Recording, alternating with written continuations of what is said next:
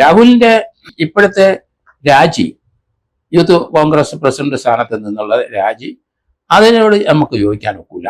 ആരോപണം പറഞ്ഞ് അതിന് ഒരു പരാതിക്കാരിയില്ല, അല്ല പരാതിക്കാരനും ഇല്ലാത്ത ഒരവസ്ഥയിൽ സോഷ്യൽ മീഡിയയിൽ ഇങ്ങനെ പറഞ്ഞു നടക്കുന്ന ചില കാര്യങ്ങൾ വെച്ചിട്ട് ഒരാൾ രാജിവെച്ച് പോകേണ്ട ഒരു ആവശ്യമില്ല. കേരളത്തിലെ ഇതുപോലെ ധാരാളം സംഭവങ്ങളുണ്ട്. MLA-മാര് ഇവിടെ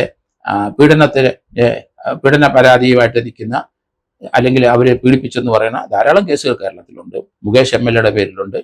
അതുപോലെ അത് ധാരാളം പേരുടെ പേര് നമുക്ക് പറയാൻ പറ്റും. പലരും പല പൊസിഷനിൽ ഇരിക്കുന്ന ആൾക്കാരാണ്. പലരും ഇങ്ങനെ ഒരു റേപ്പ് കേസോ അല്ലെങ്കിൽ പീഡന കേസും ഒക്കെ വന്ന് അതിൽ പാർട്ടിയിൽ നിന്ന് പുറത്തായി വീണ്ടും പാർട്ടിയിൽ തിരിച്ചു കയറി വന്ന് ഓരോ പൊസിഷൻ ഇരിക്കുന്ന ആൾക്കാരുണ്ട്. അതുകൊണ്ട് അങ്ങനെ ഒരു രാജിയുടെ ഒരു ആവശ്യം ഉണ്ടായിരുന്നെന്ന് എനിക്ക് തോന്നുന്നില്ല. സ്പെസിഫിക് ആയിട്ട് ആരെങ്കിലും പരാതി കൊടുക്കട്ടെ, അലിഗേഷൻ വരട്ടെ, അന്നേരം രാജിവെക്കുന്നതാണ് ഉചിതം. അതുകൊണ്ട് MLA-മാര് പലരും ഇപ്പം ഇതേ ആരോപണവും കേസും കോടതി പോയി ജാമ്യം എടുത്തവർ ഇപ്പോഴും അവര് MLA ആയിട്ടിരിക്കുന്നു. അതുപോലെ ആരോപണമുള്ള നേരത്തെ ഒരു മന്ത്രി രാജിവെച്ച് പോയിട്ടുണ്ട്. ധാരാളം പേരുണ്ട്. നമുക്ക് ഇന്ത്യയിലെ എല്ലാ സ്റ്റേറ്റിലും ഇതുപോലെ ആൾക്കാരുണ്ട്. അവരൊക്കെ രാജിവെക്കുന്ന കാര്യമില്ല. രാജിവെക്കണമെങ്കിൽ കൺവിഷൻ വേണം. ഒരു MLA അല്ലെങ്കിൽ MP ആയിട്ട് മത്സരിക്കുന്ന ഒരാള്, അയാൾക്ക് 2 വർഷത്തിൽ കൂടുതൽ ശിക്ഷയുണ്ടെങ്കിൽ അയാൾക്ക് മത്സരിക്കാൻ കഴിയില്ല. 2 വർഷത്തിനകത്ത് ശിക്ഷയുണ്ടെങ്കിൽ അവർക്ക് ഇലക്ഷനിൽ ഇന്ത്യയിലെ അസംബ്ലിയിലും അവര് ലോക്സഭയിലും അവർക്ക് മത്സരിക്കുന്നതിൽ യാതൊരു തടസ്സവുമില്ല.